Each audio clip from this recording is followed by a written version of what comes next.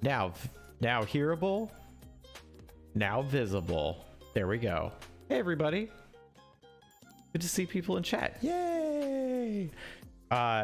Late night, well, not that late. Later than usual night, but still, late night RPG help desk. I'm Jesse, you know me. That's why you're probably here. But this is Craig from Nerdburger Games, the actual reason why you're probably here. Hello, I'm Craig. So Craig, give us a little quick information about you and what you do with tabletop RPGs. My curriculum vitae? Yeah. I'm the owner of Nerdburger Games. I've been freelancing in RPGs for a good long time, for like 20 years, kind of off and on. And 6 years ago, I started designing my own games and started Nerdburger Games to publish those, and have published a variety of games of all different sizes and genres and weird little niche corners in there, as well as publishing a game for some other folks where I was just the publisher. That was Staged Heroism, that was designed by others. And I've got a Kickstarter going now for a thing that's been a couple years in the making, and I'm the president of the Indie Game Developer Network right now through the end of the year. Elections are coming. It's almost time for me to get out and let some new blood come in and do some stuff. And that's basically me. Cool. Well, I'm very excited. Okay, you mentioned the president of the Indie Game Network, which I desperately want to know more about. But before getting into that, you did mention the Kickstarter, which is happening now. It just went live. It is funded, and yeah, congratulations. Thank you. I would like to know more about it, and then other people might also want to know more about it to see if they're interested. Oh, and Mr. Blue Designs just followed along. Thanks, Mr. Blue. Hello, Mr. Blue. So what's the pitch? That's the guy that gets killed off screen in Reservoir Dogs. Is it really? Yeah. Anyway, what's the pitch? Code Warriors is a tabletop role-playing game, kind of a traditional style, GM and players game, where you portray programs living inside of your handy-dandy, perfectly functional computer world until the moment when the computer starts crashing, and in the game it's referred to as the collapse.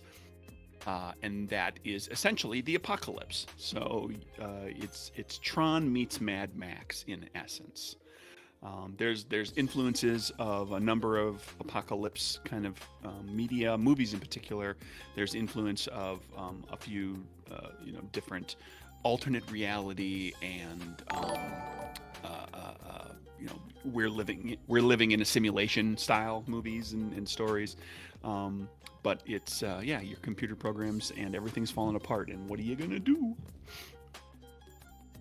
Really cool. I do like that idea, because when you mentioned Tron in the pitch, and like I've never seen Tron, like I know nothing about Tron, but it did immediately make me think of Reboot, that show, which I loved as a kid, and the idea of like I enjoyed it. Yeah. Have you seen the like legendary 4th season or whatever that didn't air in America? No, I have not. I revisited it when I was working on this kind of early on, and there was just like watched the first couple episodes, and it was like watching it all over again because it had been so long. And I know that I enjoyed it when it was on, but I didn't remember a lot of detail. Like I remember just kind of the basics. It's like there's dot matrix and hexadecimal, and I knew character names, and I knew that he enters the game. Like, every so often the user drops a game in, and the characters have to go into a game. And I toyed around with some of those types of things for Code Warriors, but ultimately narrowed it, focused it back in more on this kind of apocalypse thing, which came out of really looking at like, okay, you're playing programs inside of a computer. Well, what can you do? and then they're just looking at all the things that RPGs do, all the different types of things that characters do, and their, this adventures and the stories and the challenges that they face. And then I found myself kind of looking at like, well, what do computers do? Like, what makes this world unique? And one of the things I hit on was, well, your computer crashes from time to time or freezes up. And I was like, ooh, that's interesting. That's an apocalypse. That's something that is a different spin on things. And I hadn't done a strictly apocalyptic game, so that also enticed me. I do like that.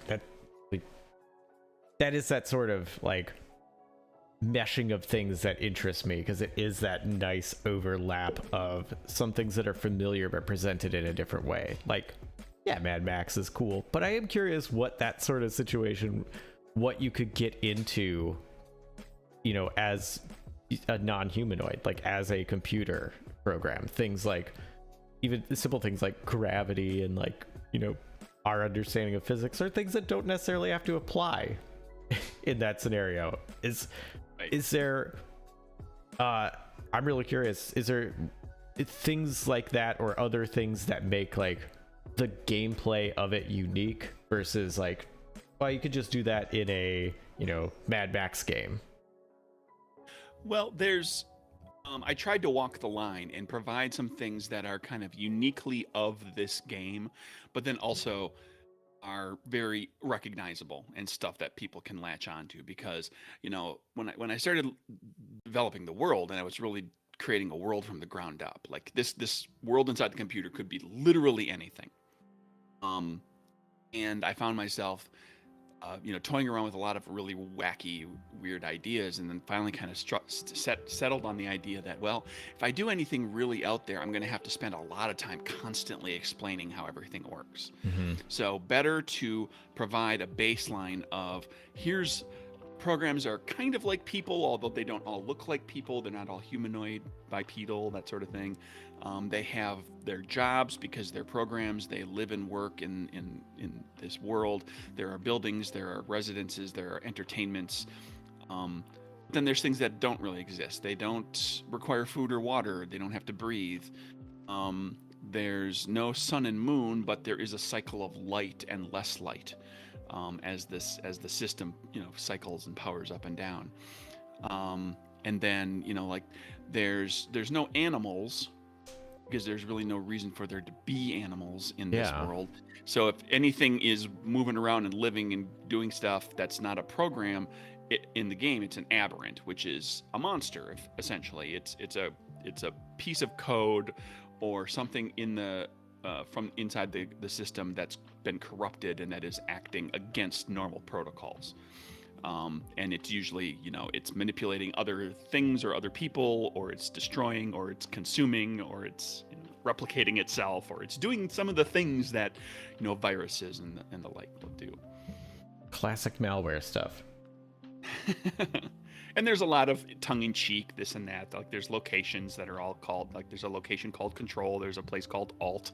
There's you'll see Leet speak get alluded to every so often. There's a monster called a Haxor. There's a bit of tongue-in-cheek and fun to it, but then it's also kind of set against the idea of, this is the apocalypse. Everything is ending. And if you're playing the game in a certain mode, it's dire.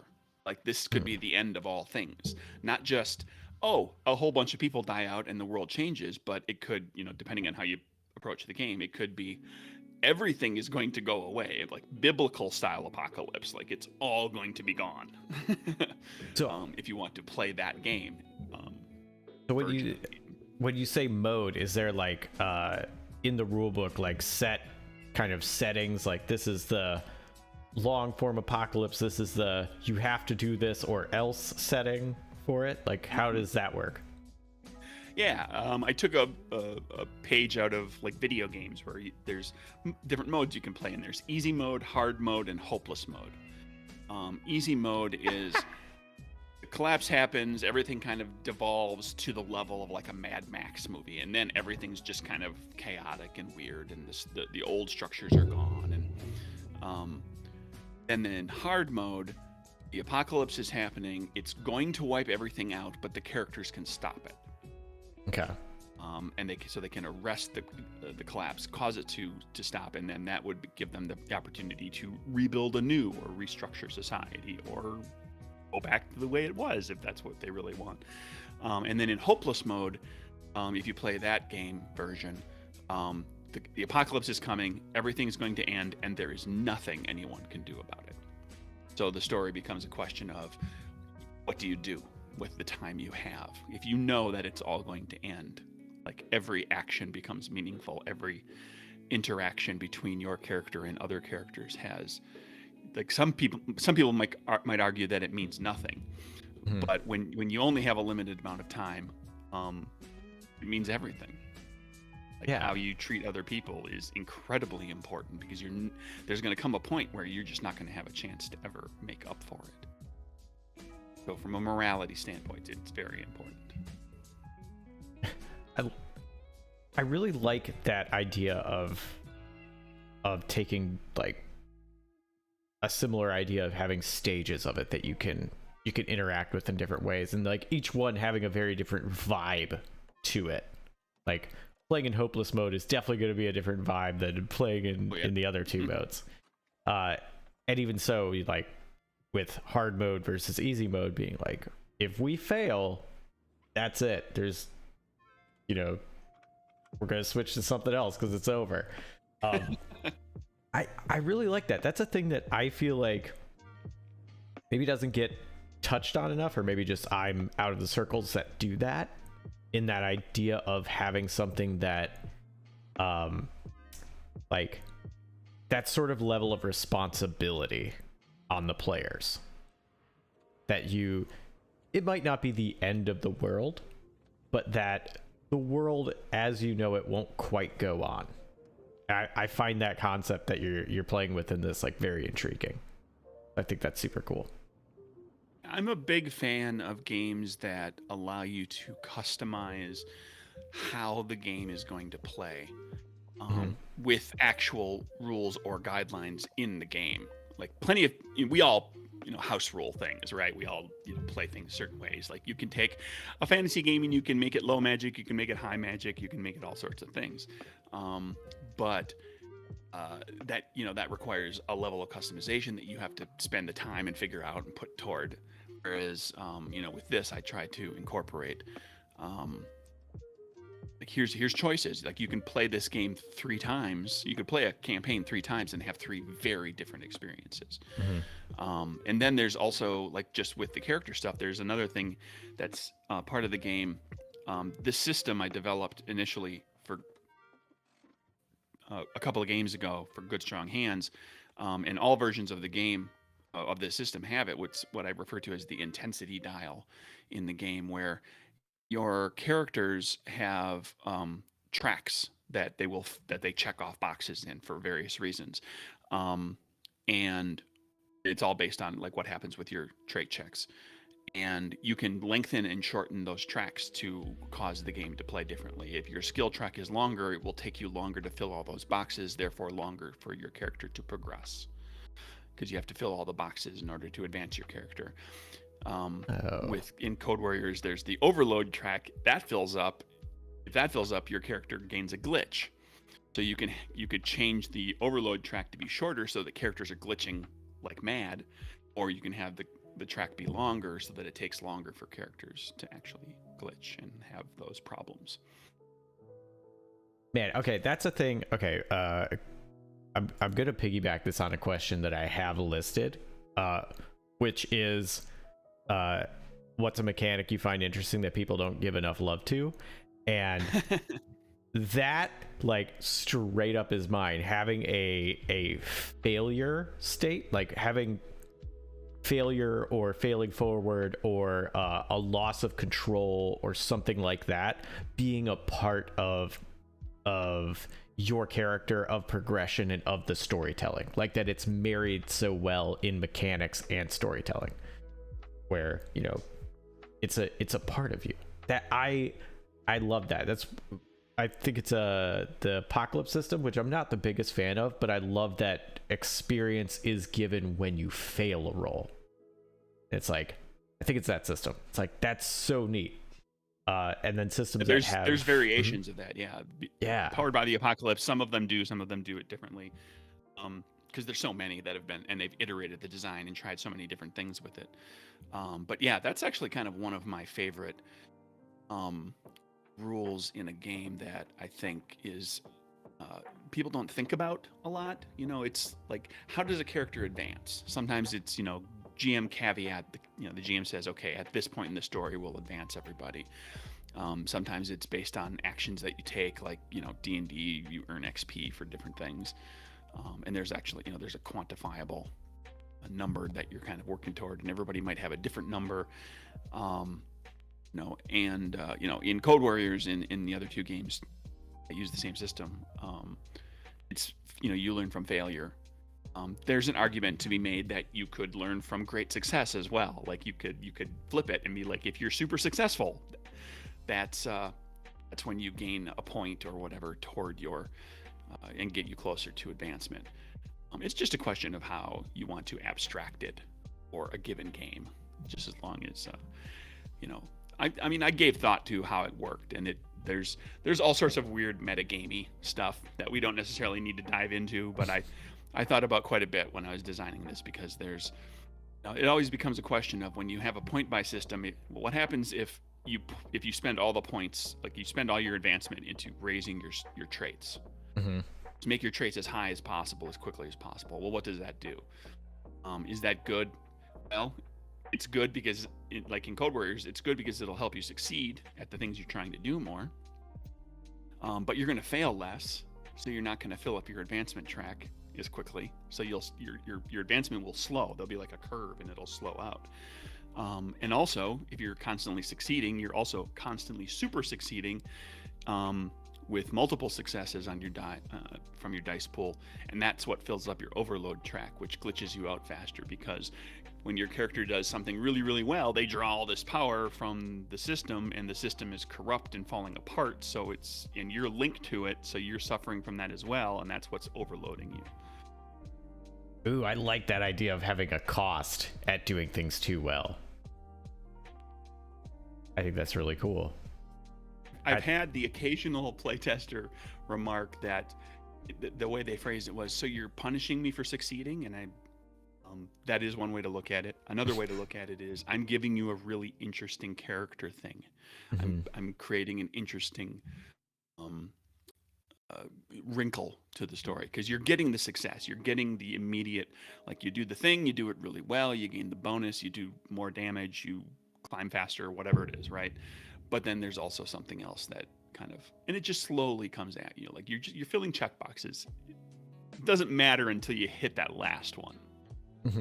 It just creates tension while you're playing the game too, because like I really need to succeed very badly, so I'm going to spend points, I'm going to spend juice to get more dice so that I can roll higher and do better, but I'm also very close to overloading. It creates a tension in you know, a question of like, how are you going to approach it as a player? It's a dynamic, kind of ever-changing thing.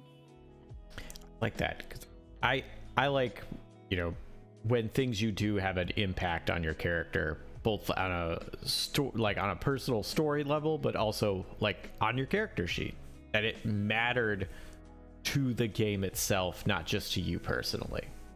So I think that's really cool. I am curious, is that the mechanic that you think doesn't get enough love, or do you have another one that you're like, oh boy, well, like that's really one that, about? I think it's one that gets overlooked a lot, because there's so many different, like just the general PBTA thing where, you know, like what is it, 6 or lower, 7 to 9, and 10 plus, you know, like it's not specific, it's not strictly pass fail. There's you know, forward and all that sort of thing. That gets a lot of love because that was kind of a unique aspect of the system, and it's been replicated and iterated on so much. And it's a good aspect. I really like what's a mechanic? Levels of success and failure. So there's a mechanic. There's a mechanic from old Deadlands, original Deadlands, that I really love. Oh my gosh, tell me. That's the first RPG I ever played was Deadlands. Oh, nice! It's my favorite of all time. I've run it a ton. I own nearly everything, including Hell on Earth. But I love the Fate pod and Fate ships. Yes. It was like the first time I experienced a currency system that was graded, where it had different currencies. And I'm gonna try to remember. Basically, it was like if you spent a white chip, you gained white, red, and blue poker chips for people who aren't familiar. Yeah, explain for it doing for different everybody. things for doing different things in the game, and because it was Deadlands, and there was a whole poker motif with a lot of playing cards and poker chips. And you had this pool of chips for your character, and you could spend a white chip and they were white chip weakest, red chip, then blue chip strongest. You could spend a white chip to gain a minor bonus on a roll. You could spend a red chip to get a better bonus on the roll, but the marshal, the GM, got to pull a chip out of his pod. Or you could spend a blue chip and you could get that big bonus, but the marshal didn't get to draw a chip. And so that was the in-game use of the currency. And then those chips were also how you advanced your character. So if you didn't spend a bunch of those during the game and you just kind of let the dice fall where they may and let the playing cards happen the way they're going to happen, you had more of those chips available, so you could advance your character, and you would spend, and the white chips were worth less advancement and the blue chips were worth more advancement and everything. And it was a great like a little meta game that you would play as a player. You'd find yourself thinking like, we're in a tough spot, we really need to succeed, like I've got a bunch of red chips and blue chips, do I spend these? But I also want to advance my character because I'm really jonesing to get like this get this trait increased, or to gain this new huckster hex. You had to play that game in the moment, and then you could get those bonuses and still fail, and now you didn't have the chips to spend on advancement, and or you don't spend them, but now you're like, oh well, now I got caught, I'm in prison, all my stuff's gone, well I got these chips, but now sure is a good thing I can increase my trade, right? Now that I'm in prison, I'm gonna be hung tomorrow. Yeah, but now I can put 2 more points in guns. Sweet. If I ever get a gun again, that'll be great. Exactly. Yeah, God, I love those little things. That's a big thing. It was a gambling thing. It was like, here's Deadlands, and it's poker chips and it's cards, and everything about the cards and the poker chips was gambling. That's what sells it so well in that system is exactly that. Like everything is based around a gamble. Like so much of that, which is great with a chance-based RPG where you're still gambling. You might have a lot of points in something. It's not guaranteed it's going to pull off though. And yeah, that marrying of like a core system of core mechanic of the game along with the theme, and then also the meta game that you're playing of like, how am I going to advance? How am I going to do this with the story? Like, it's beautiful. There are a lot of things to love about that game. I think it's really cool. And yeah, that's such a neat one. That was a good choice. I'd say thumbs up to that. Thank you. Lampy sarcastically asked, do any characters get a chance to hack the mainframe, and do they get a bonus if they say I'm in? Or a bonus if 2 people share a keyboard.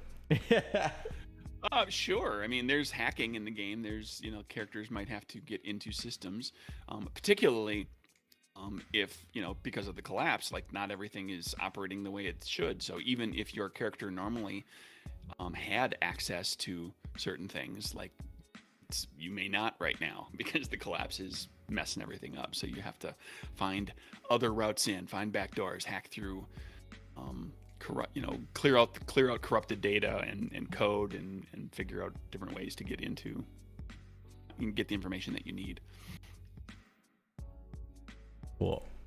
All right, so this is the thing that we talked about, and you had mentioned before, was question of how niche is too niche. You mentioned before that a bunch of your games are very niche. You said there's like you have a horror comedy game where everybody dies at the end, and like you have a taste for that kind of niche games that do like that horror comedy game. Yeah, that sounds freaking perfect for me. I understand. I'm not gonna be able to like instantly get a room on board with that, but I know that I'm not the only one to be like, yes, I absolutely want to play that game. So yeah, how do you feel like where you feel like I'm doing exactly what I want versus all right, I gotta pull this back a little bit? It's a balancing act. It's tough, and it's something that I've kind of struggled with since day one of designing my own games, which was I didn't plan for it initially. I just kind of designed the games, the ideas that came to me for the first few things. And then I kind of realized, well, I'm creating these very niche games.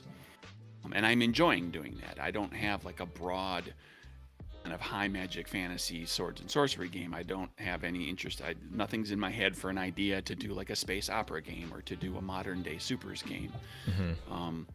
Because, and part of me is because I like doing the really niche stuff. I think it's more fun to explore those things. Two, you can make the game smaller. It's easier to make the game smaller. Something too broad has can get out of control pretty quickly, as far as page count goes. And I'm not competing against 50 other fantasy games that are all that do a lot of the same stuff. They each have their own particular strengths and weaknesses. But the flip side of that, of course, is I'm not competing with those games, and so I'm competing for this other small audience that is interested in this very specific kind of niche thing.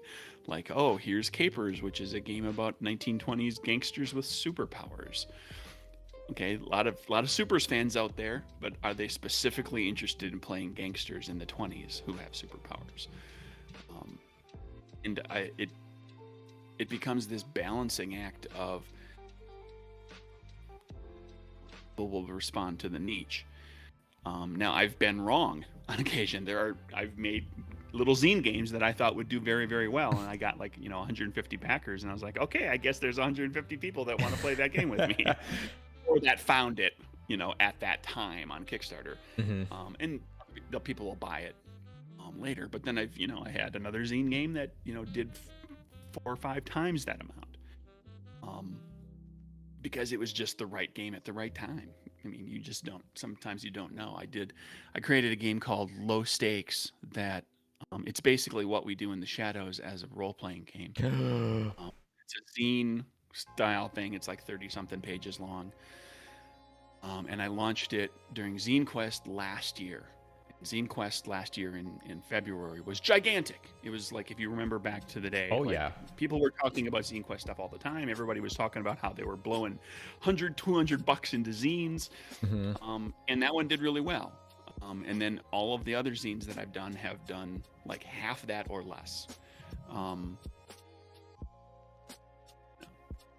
That one hit at the right time. Like it was it's in the moment of what we do in the shadows being very, very popular.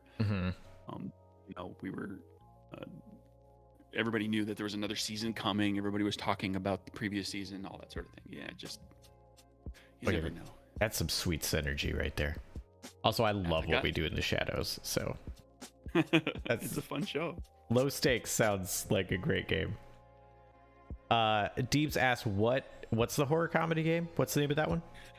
That's Die Laughing. It's a GM-less game. Everybody, once you know the rules, you can prep for it in like 5 minutes. Everybody's character is just an archetype of like a character that you would see in a horror movie. And you make a few, give them a name and a personality, and you make a few choices about what they can do. And then you pick a monster to run, and then you're off and running with. It's a GM-less game. Basically, the book gives you a 3-act structure, 1, 2, and 3, with scenes in each act, and you determine them randomly, and you work your way through Act 1, which is like this is where the characters get introduced to each other, the threat gets exposed, we kind of build and set up, and then there's a trigger that kicks you into Act 2. When this happens, you go into Act 2, and Act 2 is all about the escalation, and the monster gets more and more deadly, and more characters die.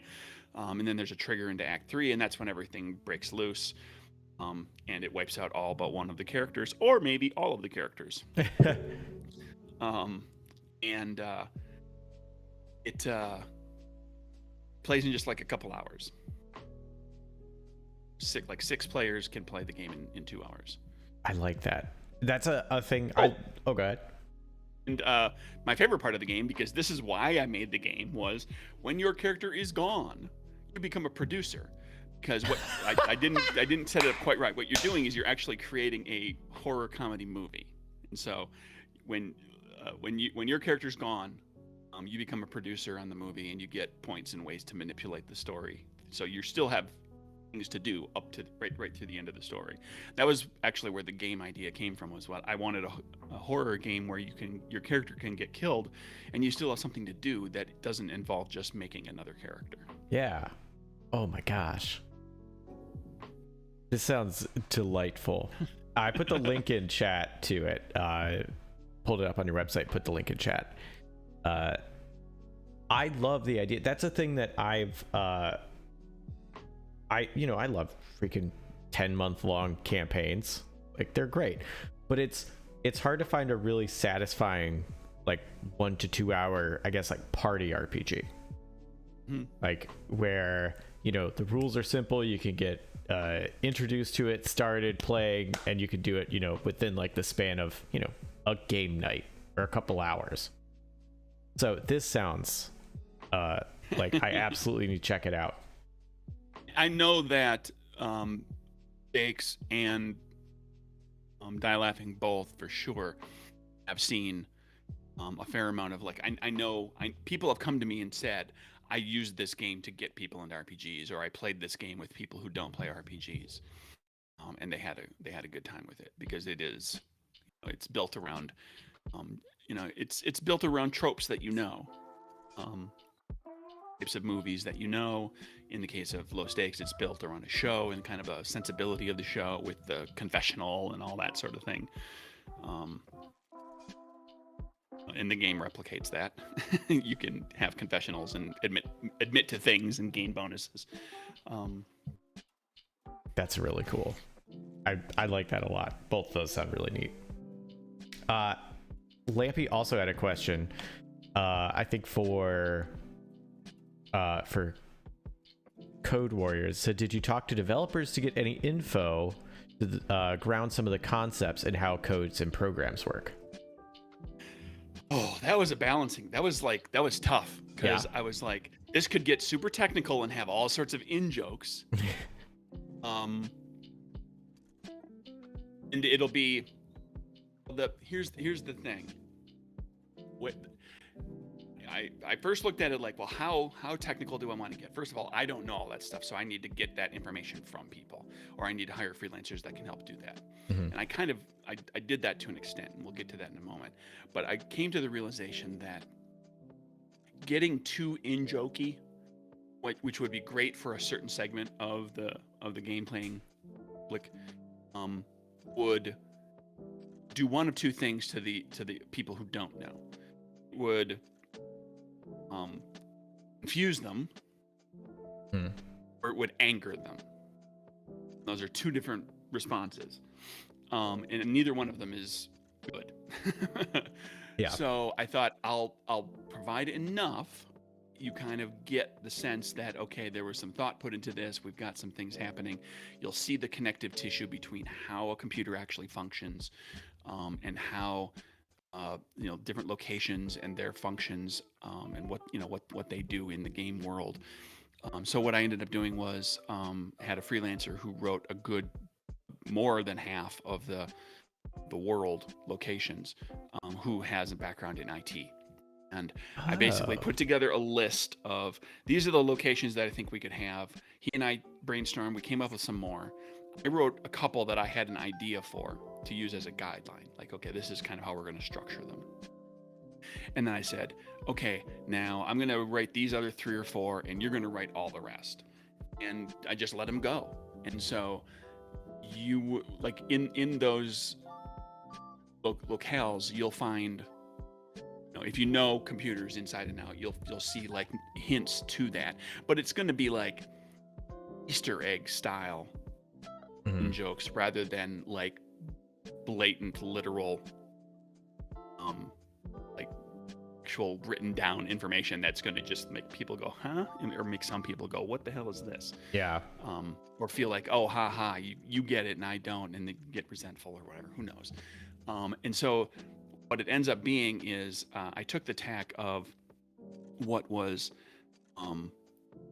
Joel Hodgson said about Mystery Science Theater 3000 years and years and years ago, where he said, somebody said to him, some of your jokes are very obscure. He said, yes, and there's not that many of them. And the right people will get those jokes. But for everybody else, there's all these other jokes. Yeah. And so that was what I did. I wanted to, like, here's a game that everybody can kind of latch onto and they'll get most of what's going on. But then there's some people will get these other little Easter eggy kind of cheek references. I like that. That seems like a really good way to do it.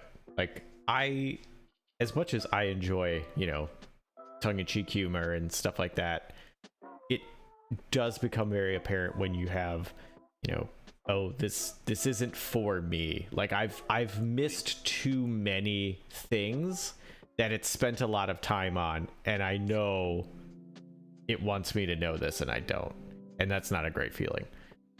So yeah, I feel like that what you're saying is a good balance. Kind of like, again, Reboot, like the old like teacher or whatever whose name is Fong, which is like, that's just a throwaway joke. It's just the person's name. It's not a big deal. But the joke is that it's an old programming language, I believe. And it's like, if you don't get it, that's fine. They don't spend any time on it.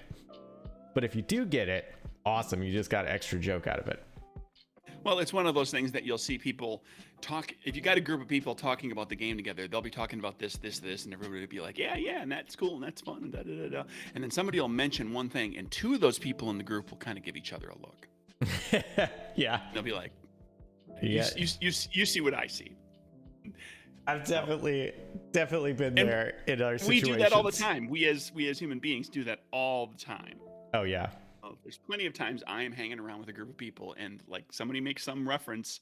I do it on Twitter. Like I throw out a joke that's like, or I nestle a joke in a tweet and I get like 7 or, I get 10 responses to it and 2 people go, whoa, deep pull. Like they know where the reference is from. Like it's from, some movie from the 70s that a lot of people have not seen or whatever.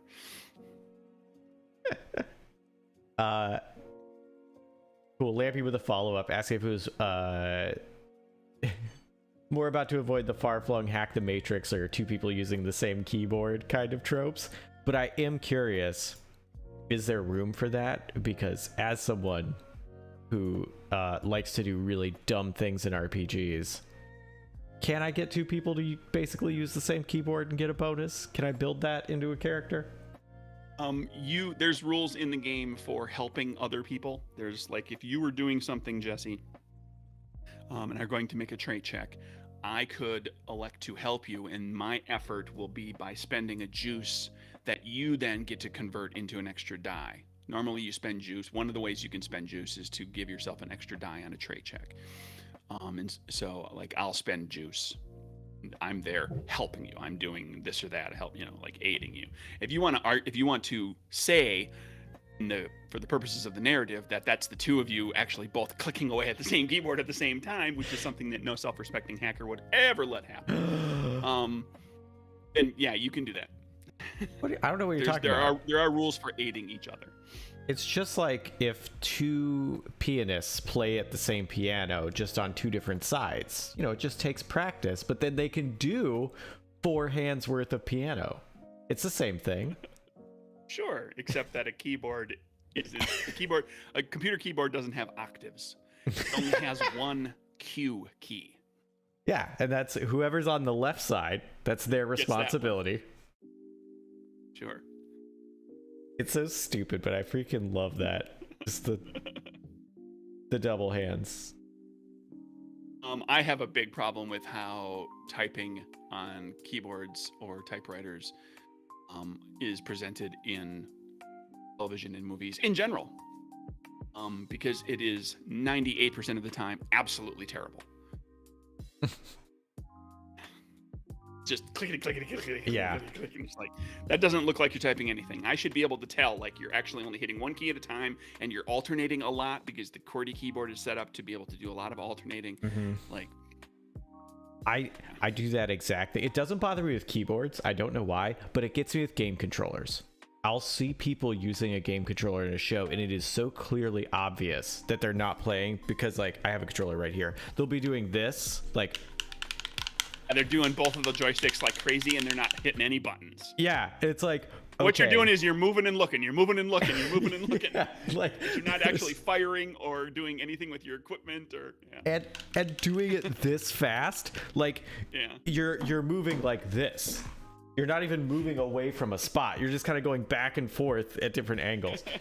It gets me, and I just hear that clicking, and it's like, oh no. But even Deeps, even if they're doing a twin stick shooter, one of those sticks is going to be pretty stationary, like moving around, because you got to aim, and then the other one's going back and forth. But there's like, oh. Or they're both playing the same game, and they're using like a different set of buttons. Oh my gosh! One person is doing all the buttons on the top, and one person is doing all trigger buttons. It's like, no, that's like probably how that's. There's no game that you're gonna like. It's all gonna be all in triggers or all in top buttons. Yeah, that was a joke. Every time I would write a script for like something visual, and someone was playing a game, I would always write in the script that the people were holding two different controllers, like for two different systems. It was like always just an inside joke for me. It's like, maybe someone else would get it.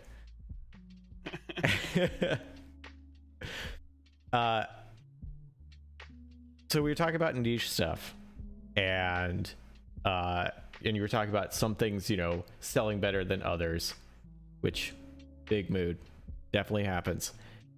Where you're like, what? And when do you feel like something you're working on is worth pursuing?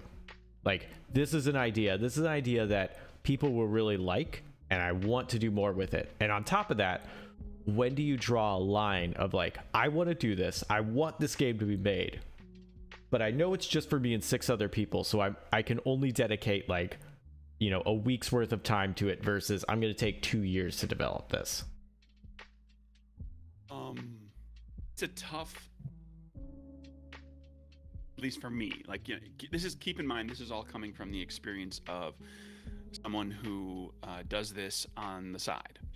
I have a day job. I do this in my free time, game stuff. And so I have the luxury of, like, well, if something just doesn't get where it's going, like, I have a day job. I'm not losing out on income, or I'm not worried about having that problem.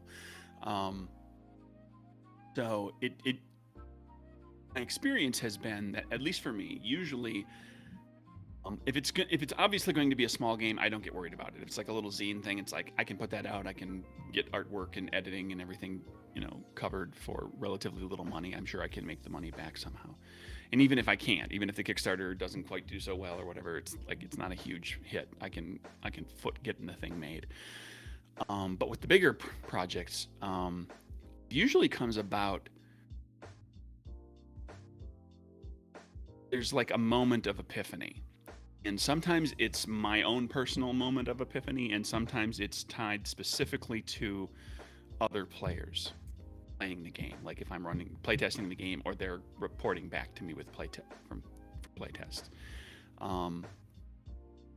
Like with when I started working on Capers, which is the second game that I made, it uses playing cards rather than dice. No dice at all playing cards. And I did it primarily because, like, the playing cards thing fit the 1920s, you know, gambling, illegal gambling house theme with 1920s gangsters. And it was kind of a personal challenge. A lot of what I do is a personal challenge to myself. It's like, I want to design something that uses nothing but playing cards. Explore that. And I was enjoying it, and I was thinking it was going along nicely. And I was like, this is going to be a fairly robust rule set for. It's going to take like 15, 20 pages to describe everything. And I did some of the initial play tests just to see if people got it, if they latched onto it, if it made sense and everything. And we played just to see it in action. Seemed to work okay. And there came a point where I did some play testing. With I ran the game for a group for like a short campaign, and one of the things I had been struggling with the playing card thing was counting cards. Because you can keep track of what's in your discard, like what cards you've flipped in the game, and therefore what cards are out of your deck, and you can no longer draw them until you manage to shuffle your cards back up. And I found myself thinking that's like, some people are going to feel upset that they're not going to know. So, like, some people are good at counting cards, some people aren't. I got into this group playing the game, and after the first session, I saw it in action, and they even told me when we talked about it afterwards, was the counting cards thing is definitely a feature. It's in no way a bug, because the people who are good at counting cards are going to be paying attention to other people's decks too, and you're all playing a cooperative game, so you want everybody to succeed. So it becomes this thing where, like, the person is getting ready to deciding whether they're going to flip another card because it's a gamble, and everybody else is going, go do it, you've got a ton of face cards left, like, you're good. And then I even opened it up to the point of just letting the discard pile be searchable. Like, you can go and look at the discard pile at any time in the game to see what's in there, so you can have a sense of what's left in your deck. And that was kind of the moment where it's like, that's a dynamic that I just don't see in a game. I thought, like, that's a dynamic I can sell. That's a dynamic I can pitch that fairly easily when I'm pitching the game. And it's something very different. And so I felt more confident going forward in making the game bigger. And then eventually the Kickstarter did well, and people were wondering if there would be supplements, and then I was a sucker and said, sure, I'll make supplements too. And then we just went down a whole other rabbit hole of, like, okay, with my second game, I'm going to do a game line. That got, that went where that went. And it was a lot of fun. And, like, or sometimes the epiphany is personal, where, like with Die Laughing, that was initially a game conceived of titled One of Them. The idea initially was going to be a tabletop role-playing game. You'd have a GM, and it would be a horror game. And as your characters wouldn't get killed. They would always get turned or changed or possessed or whatever. It'd be a zombie game or a demon possession game or a ghostly possession game or something, or a vampire game. And so as you played the game, the idea was that when your character got turned into a vampire or got possessed by a ghost, you would join the GM's team and you would become one of them. And so that as you played, if your character was surviving, like, suddenly there were less and less of you, mimicking like what it's like to be in that kind of a horror movie where it's like all your friends are turned into zombies or vampires or whatever. Yeah. And I toyed around with that idea. I toyed around with it as a traditional RPG, as a it's like a more of a story game, kind of more fiasco oriented. At one point it went through iterations of being like a booklet and deck of cards game with random stuff. And it went for years. I went back and forth and just revisited it every so often. And then hit on the idea, kind of out of nowhere, of making it, you're making a horror movie. Now I've got this whole meta text of, and you become a producer when your character's gone. So now I don't have to limit what the monsters are. The monsters can be anything. I can kill characters.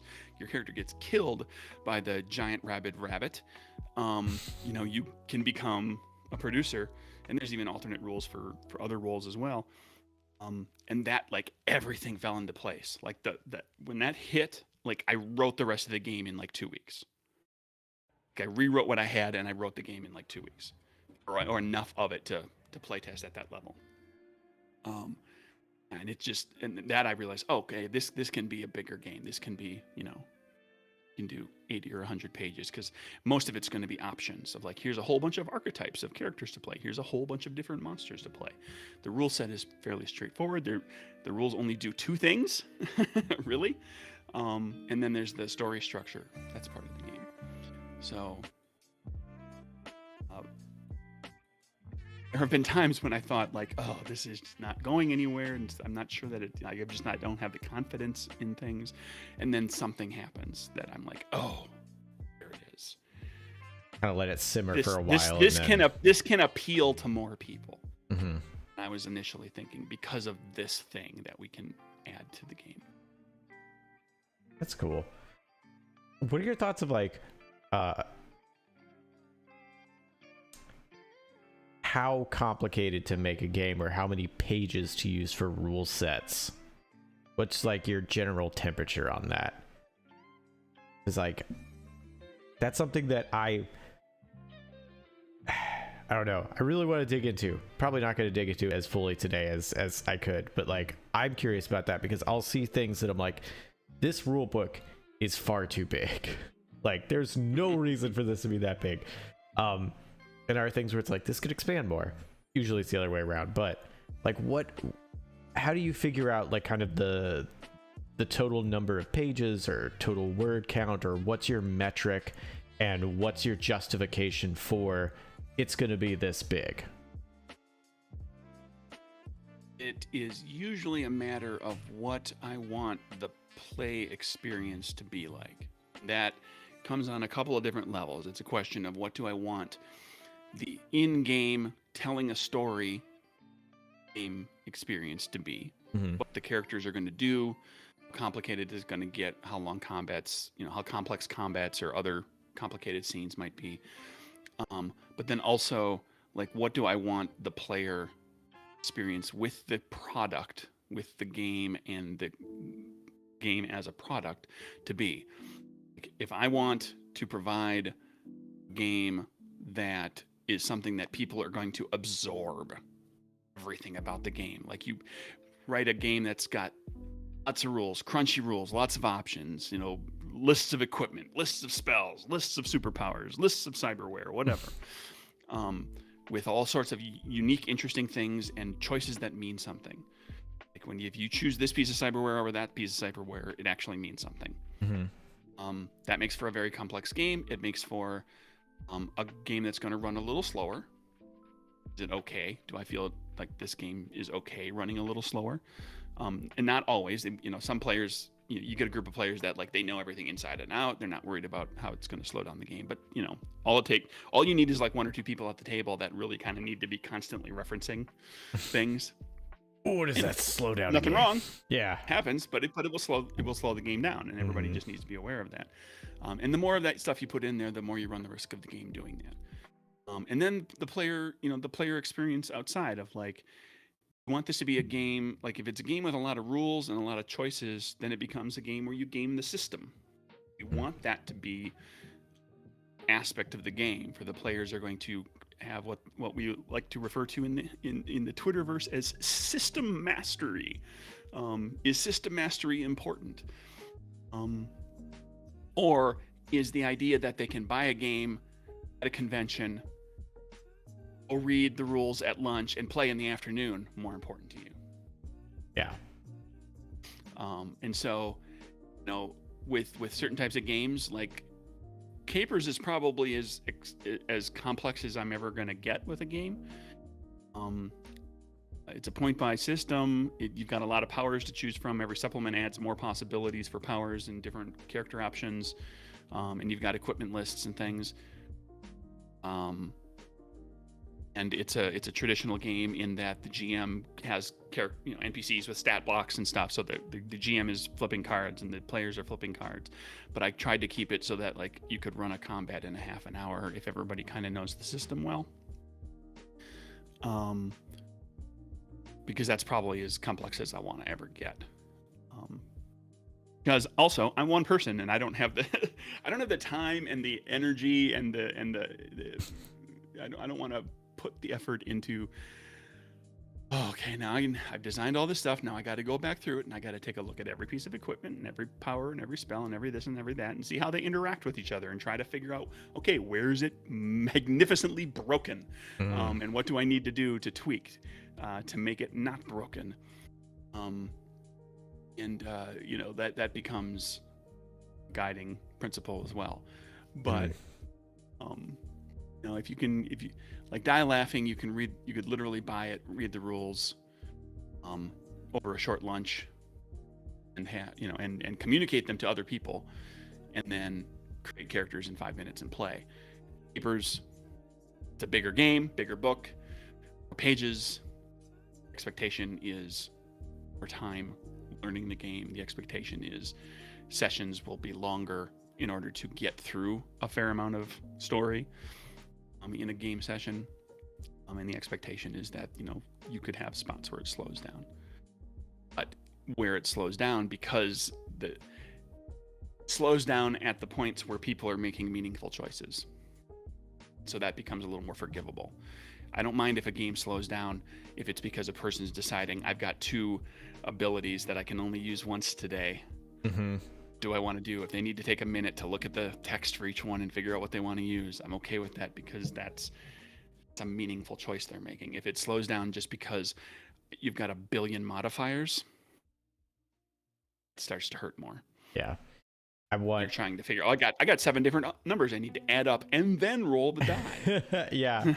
And then if it's an odd number, I have to add this amount extra because of my perk that does it. Yeah, that's if conditional stuff. Exactly. I want that slowdown from because of players sweating. Like they're having to consider something versus having to verify something. That's what I like. That's a good way of looking at it too. Oh, thanks. Lappy had a really good question of how approachable will Code Warriors be for people who are new to GMing or tabletop RPGs in general, which is, oh man, I had a Jamaic who's a game designer, and we were on here talking about how to make game design and tabletop RPGs more new people friendly and stuff. So I am curious what you have either built into the system or its presentation, or however what you have done to try and get that for new people, because we're all new to this at some point. Well, I'm a huge proponent of it is a tabletop RPG section of the book. There was not too long ago, there was a big Twitter discourse about whether or not that's even needed in RPG books nowadays. Because you can just go on the, if you're getting into RPGs, you probably kind of have an idea what an RPG is going to be about, or you can look it up easily online, or somebody will tell you about it because they're more pervasive, like more people play RPGs. But I am of the mind that section is still useful in a game book to address a number of points. Summary of basically what an RPG is. Not necessarily what all RPGs are, but what this RPG is. Like, what is the expectation for this game? Players have a character, they make their choices to what the character does and says. The GM has these roles and responsibilities, and it's a conversation that goes back and forth, and you just kind of outline what that is so that they come into it knowing that, and I point out, like, the GM is a player as well, and they're there to guide you, not to butt heads with you. They're there to challenge you, but not like your feelings or make it confrontational. Now there are games where the GM's role is much more confrontational. Paranoia, for example. Many OSR games are much more confrontational. We're expecting to kill characters. The GM is out to really push the envelope. Yeah. And those games can describe things that way. Paranoia, again, like it's not it's killing characters, but you got clones, so you're coming back. But it's like the GM is encouraged to fuck with the characters, just like make things really difficult, like to fool you. but that's what the game experience is. So the players go into it, hopefully, having read a little bit or been told about the game, to know that, like, oh, the GM's going to mess with me hard. I'm not going to just come up with the solution. Like, I'm going to come up with seems like a reasonable solution, and it's going to slap me around. Presenting all of that information, the players and the GM, to set up expectations, talking about session 0 and what that entails and what that's for, talking about the character beyond just the traits and stats and numbers, like talking about, like, and you should develop these things for your character as well, like who are their relationships with, what was their job like, where did they live, what did they, what are some mannerisms that they have, just different things that you can use to flesh out your character, describe that stuff. On the GM side of things, it's, the game, Code Warriors comes, as most of my larger games do, with like a fairly well-developed GM guidelines section that talks about things in kind of story terms and artistic terms of, like, you want to create emotional responses. You want to, like, if you're playing this horror game, you better be putting the characters in danger, putting their loved ones in danger, destroying things that are important to them, like having the monster be like really formidable, doing things that will make the horror game work. And then you're also providing like the rule stuff, like here's how to think about things when you're adjudicating combat, like how do you want combat to flow, this is some things that you can keep in mind. Knowing a brief discussion of like yes and no but kind of mentality, letting players try something a little off the wall, and just establishing, okay, well, you can try that, it's going to be tough, and then you did it, so now you can do that in this game, but it's always going to be tough, like in building consensus on how it works and making sure to be consistent with it. So there's a lot of that, it's all discussed, not discussed in as much depth as you could discuss it, because the internet exists. Right. Want more, there's always plenty of places to get more. You can get more in more robust games that have like big DMGs or GM guides that have a lot more information. I just make the assumption that if you're playing one of my games, here's enough to get your head wrapped around everything that you're going to do, and you can always flesh that out more. Is there something, figure it out, and to some extent figure it out while you're playing too, because every group's going to function a little differently. Is there something that you did specifically with getting new players into it that you wish other games would do? No is an acceptable answer. You could be like, no, I did all this and everybody else who does this does it too, and that's cool. But I'm curious if there is a particular thing that you wish other people would do that you did. Well, I did a thing that was inspired by somebody, I think it was Jay Dragon, Possum Creek Games, although it might have just been somebody responding to Jay, saying like RPG books come with these big GM guideline section, but they don't typically come with a player's guideline, like how to be a player section. Yeah. And so I tried to touch on that sort of stuff in the game books. Like with Code Warriors, one of the things I did too was like, I tried to flesh out, I included, there's a short chapter in there called Player Guidance, which is sort of role-playing game oriented, but also sort of just characters in this world oriented, where, for example, in Code Warriors, your program's in a computer. Is there a user? I didn't explicitly state it in the game, but I put it into this player guidance section as like a little couple of questions and a couple of answers to those questions, being like, you can think about this for your character and for your campaign in general, because playing this game can be more than just like hacking the challenge and rolling dice. You can examine some of these things, like, is there a user? Why isn't the user stopping this? User is effectively God, right? Does your character believe there is a user? Do they believe in God? If you are a program inside of a computer and there's a user out there, and you, the program inside of a computer, have this tablet or computer device, is there a world in there? there are little people in there that are also going to die based on whether or not you can stop the apocalypse out here. If you just delete like that weird program, are you wiping out a just- civilization? I went down into layers of like just things that you can kind of bring to the table as a player that you can explore, that aren't explicitly defined for the entire game, because I didn't want to. I thought about what happens if there's a user. Like what happens if there's a god, essentially, right? Yeah. And I thought, well, if I have that be explicit and that's what it's described and it's talked about in the game text, then that colors the game a very specific way. It does it all the time.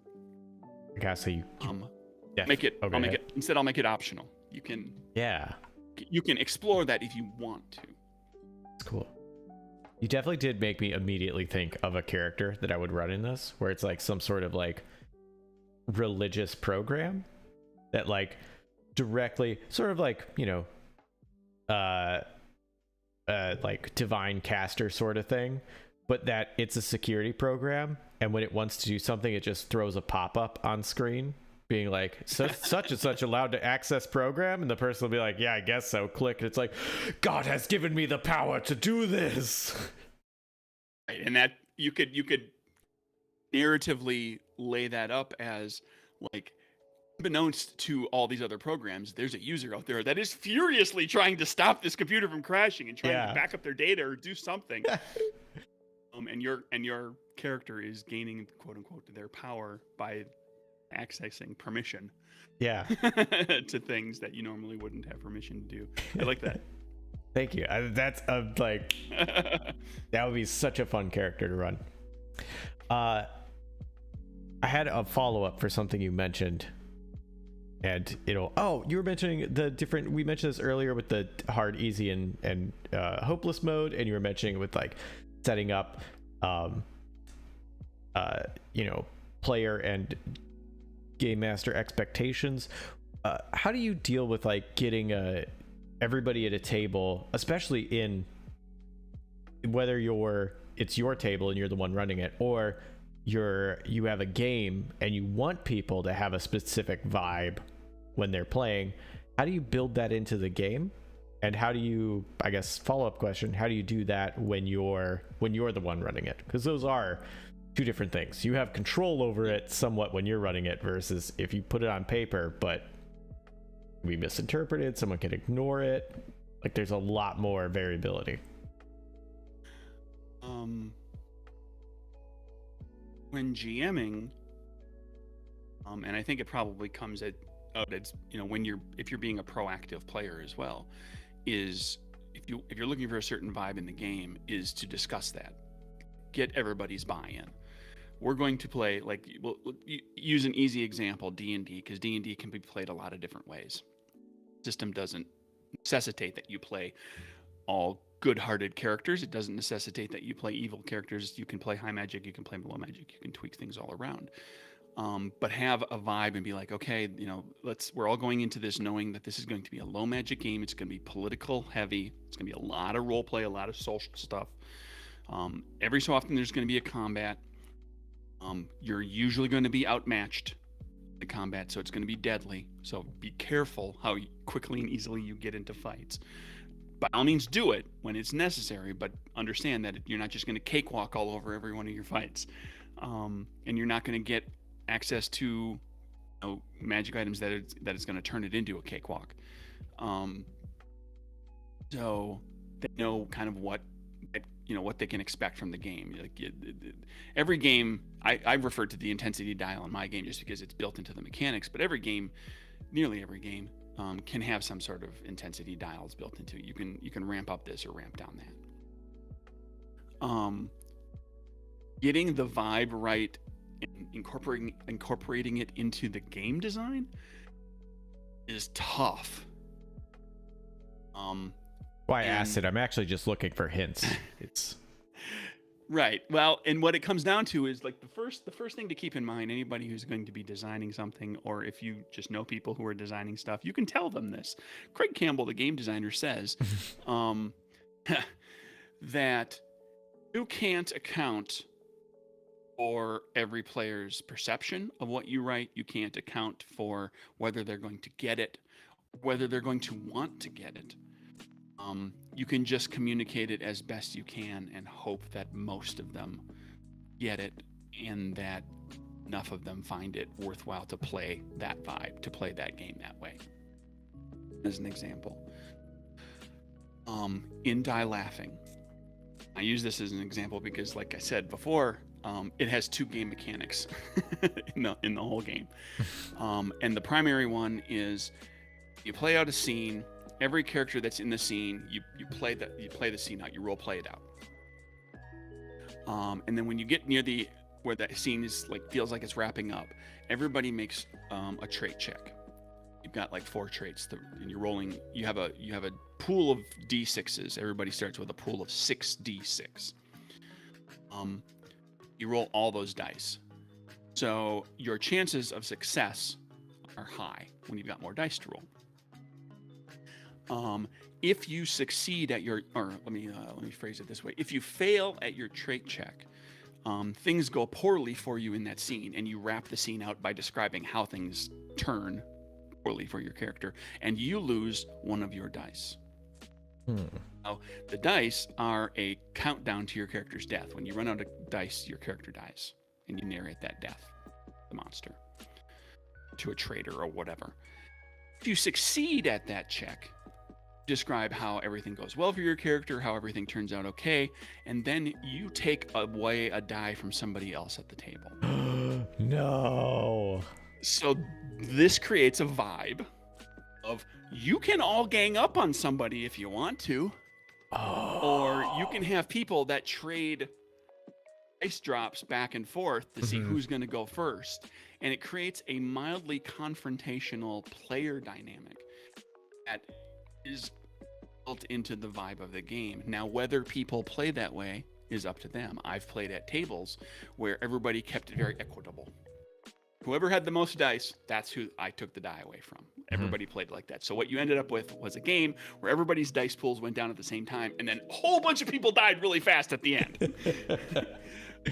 But if you go kind of throat at people and you shoot for trying to take dice away from certain people, you tend to get the horror story where this character dies, and then that character dies, and then that character dies, and it's a progression through the course of the story. So it creates a particular vibe, and you're able to make it happen in the game. But again, like I said, it's you could have a table full of people that all just kind of everybody whittles down at the same rate.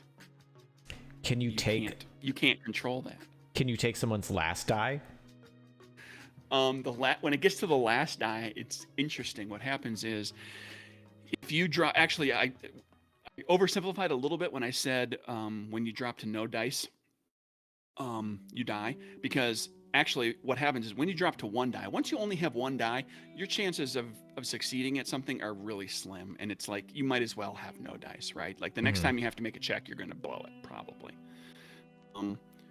So when you are down to 1 die, what happens is you give that die to somebody else. Then you have 0 dice and your character dies, but now you've given somebody. So you could potentially, again, another dynamic of if a couple of characters die in succession fairly quickly, they could suddenly start giving their dice to somebody who already still has 5 or 6 dice. So suddenly somebody's got more dice than they started with, and they're almost certainly going to survive to the end. So you're manipulating the story that way. Oh, that's fun. I like that. That's really cool. We're coming up towards the end, so I'm going to ask the last question. So I'm just curious. I love tabletop RPGs. I think it's a fantastic hobby. It's obviously part of my career life is making games, as well as my personal life. What's something that you would like other people to walk away from that they could do to make the game healthier, to make the hobby healthier, I should say, tabletop RPGs in general as a hobby, and a thing that you do to make the hobby healthier?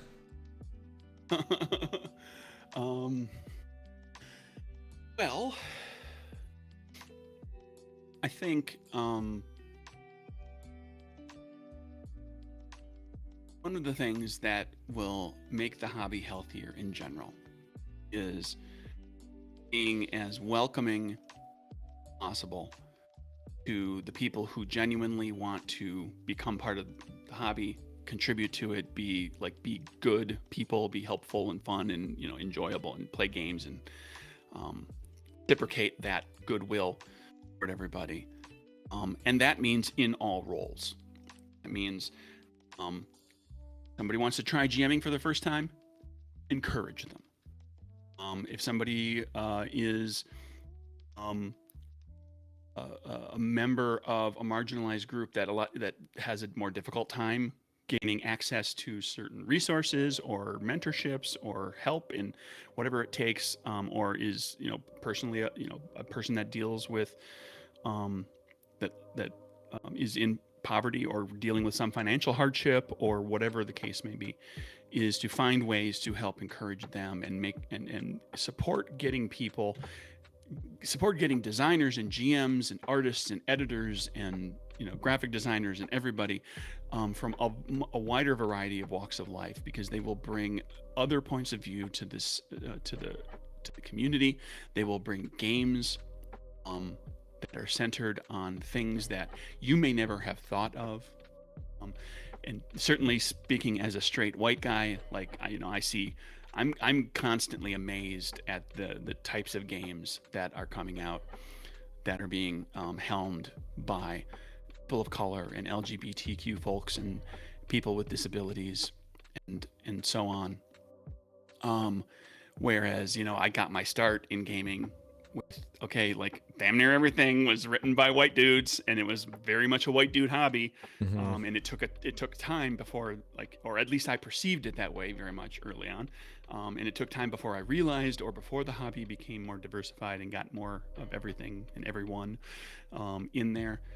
And give those opportunities and encouragements. If you can't be someone who is able to directly give financial help or help network or help put this person in touch with that person or whatever it is, or if you don't have the money right now to buy the game, whatever the case is, you can share the games around. You can share a little praise for somebody who's doing something really interesting, or for somebody that's getting started in doing artwork, or who's looking for editing jobs, or whatever it is. Something that's something that anybody who's involved in the hobby can do to some extent or another. Mm-hmm. Even if it's just sharing in your personal circle, just telling people in your personal circle about, hey, look at this really cool game that they may not have heard of, because we are in, as many people have said, for 10 years now, we are in a golden age of RPGs. If you can think of it, there's probably a role-playing game for it, or something very adjacent, very close to it. It's something that I've tried to do to the extent that I am able, with hiring freelancers.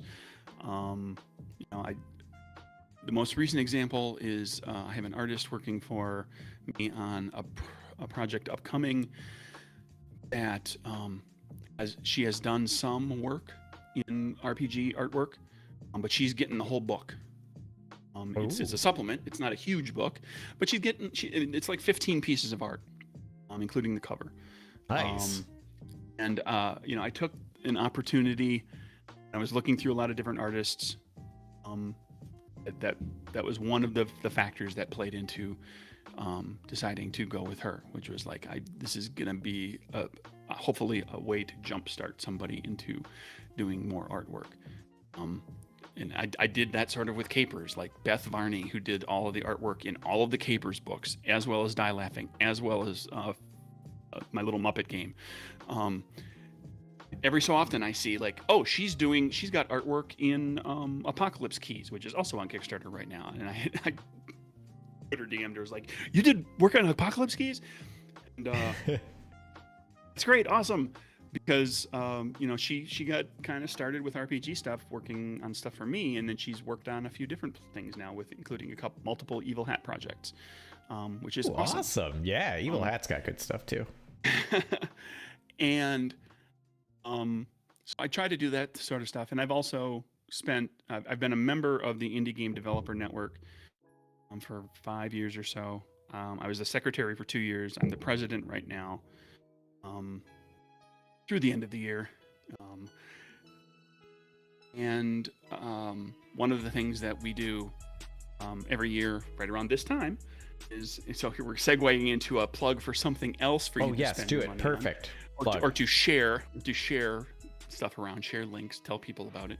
Is the Indie Game Developer Network is an independent trade organization of the game designers, freelancers, some people in work in board games and card games and LARPs as well, a lot of RPG folks, who use this organization to do things together that they would otherwise not be able to do at all on their own, or nearly as easily on their own.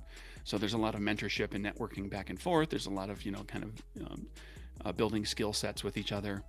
And then there's also, we get, we go in together for booths at conventions. We help get people into retail stores, game stores, and so forth. And then one of the things we do every year around this time is the diversity sponsorship, which is this year the last couple of years it's been a little weird. In the past, we would actually it's for game designers, tabletop and LARP designers, who come from marginalized backgrounds to apply, and a number are selected, and we would pay for, through the fundraising, pay for sending them to Metatopia, which is a game design convention that takes place in November in New Jersey. It is a game designers convention. It's all play tests and game designers like working on their games.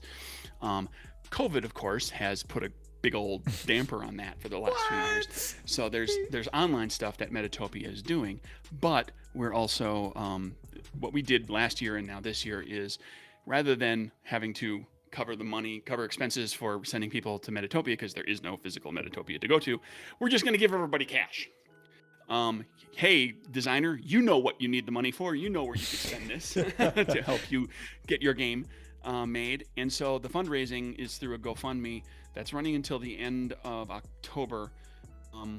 Applications are open until it's like the second Sunday in October, the 9th, the 10th, something like that.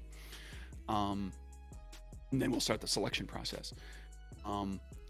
And all the money raised will be split equally amongst the recipients. The number of recipients could vary depending on basically how much money we pull in. The more money we get, the more recipients we'll give to. And then, in addition, the recipients will gain have a member of the IGDN who will be a mentor for them for at least 3 months with regular meetings and kind of mentor them through whatever it is they're looking for.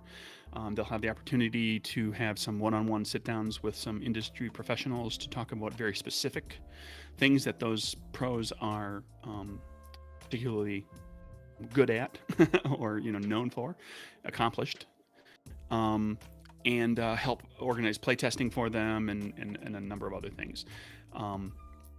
And so, yeah, that's going on right now. We're up well over $1,000 in fundraising on the GoFundMe, and then there's money that comes in from other fundraising as well. The organization puts money in, and there's other donors that usually come from other places. That's going along. So, if you have $10 to spare, throw $10 into a GoFundMe and help some people get their games made. If you don't have any money to spare, just share the links around. Tell people about these things. If you have people that you think might be interested in applying, get the application link to them. We want to have plenty of applicants to choose from. We want to see what's out there. We want to help as many people as we can. We encourage anybody who comes from a marginalized background to apply. And if you apply one year, if you applied last year, you can, and you didn't get it, you can apply this year. So yeah, keep coming out, and the IGDN is going to do what it can to help find these designers and help them get games out there, because more games is good games. More diversity makes the entire community more interesting. Fully agree on all those points. Great. That's it. I guess that's the end. That was a really good thing out. I appreciate you talking about the indie game network and also the current fundraiser. And Lampy, thank you for getting those links out before I did. Thank you, Lampy. So those will be on the side over there forever. So yay. Anybody watching in the VOD, there they are. If you look up IGDN GoFundMe, it's the first result. It'll come right up. Oh, and then nice. there's a link for the application on the page too. So it's really easy to find. Thank you so much, Craig. I really appreciate this. I've been following you around on Twitter for a while, and following me around. Yeah. So it was nice to be able to talk with you and be able to do this. This was really great. Thank you for coming on and chatting with me. Thank you so much for having me. This was a good time. You're very welcome. Wasn't just talking about the Kickstarter. I was talking about all sorts of other things, so that's fun. Oh yeah, and I'm sure like right now you are talking about the Kickstarter so much. Oh, a lot.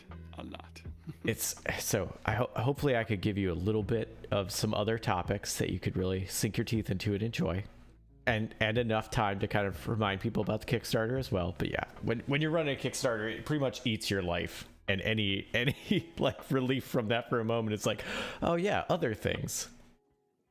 It does. Cool. It consumes you for 4 weeks or whatever. Your website is down there, nerdburgergames.com.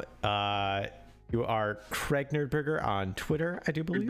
Nerdburger Craig. Nerdburger Craig. Do you have any other links or things you would like to drop before we head out?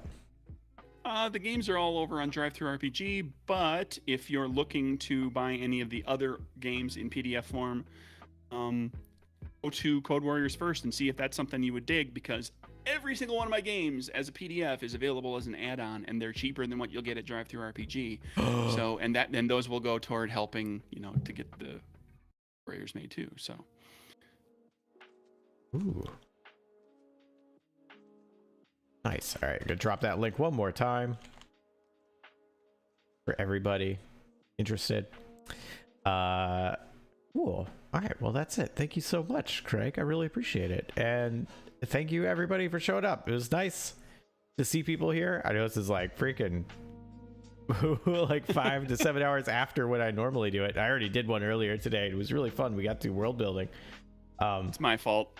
Yeah, but you have I dragged Jesse into the evening kicking and screaming. But you have that real job, so like you gotta make that real money, so like that's fine. Yep. Cool. All right, thank you so much everybody for coming. Thanks everybody watching this on the VOD. Thank you, Craig. I hope you all have a great day and take care.